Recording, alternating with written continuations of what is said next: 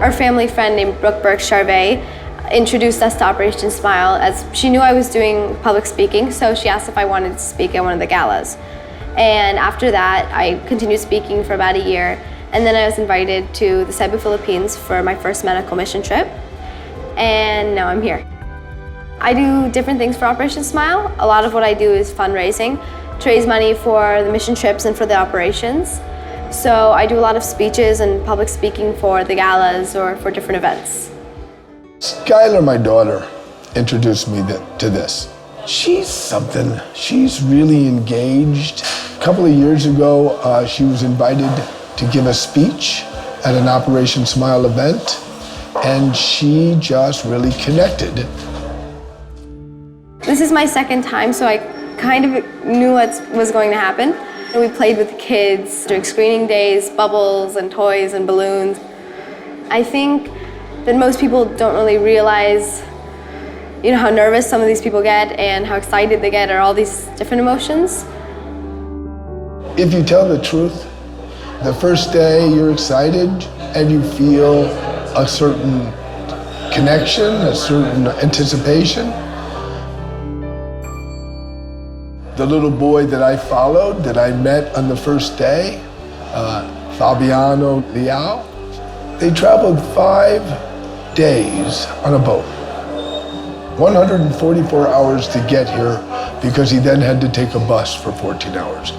His mother is 22 years old by herself. I don't even understand what might be going through her head. But I became connected to them. I have 3 children myself, so it's not hard to appreciate the love they have.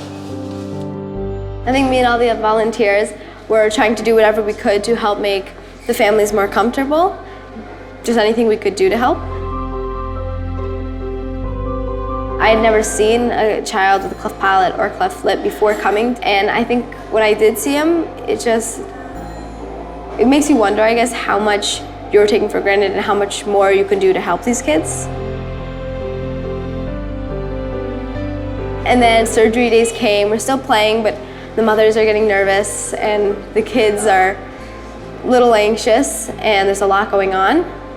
The mothers are, waiting at the doors, and some of the fathers too, mostly mothers though. I think especially with my dad, we have somewhat similar personalities. We both really, really love playing with the children. And he carried Leo to the operation room and telling his mom that he was going to be okay. I watched that surgery from beginning to end, and he was transformed. It was a bilateral cleft lip and bilateral nose repair, so it was complicated. And everybody applauded as soon as he finished. Everybody in that room knew what had just happened.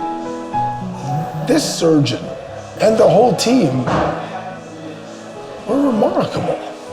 It was one of the greatest moments I've ever witnessed. I think every time that you go on a mission trip, you go home a little bit more grateful for what you have, because people don't really realize that what some families are going through in other places, other countries. People think that the best way to help Operation Smile is just by donating, and of course that helps so many kids, but also supporting all the people who are going on these mission trips and helping the kids directly.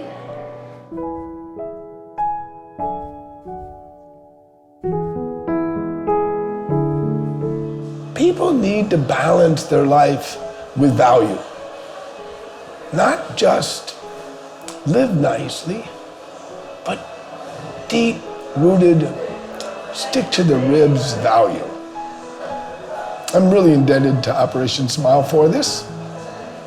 I always thought I was fortunate to have had the experiences, but this is bigger. So I'm sort of excited about going home because I feel like I have all this newfound joy.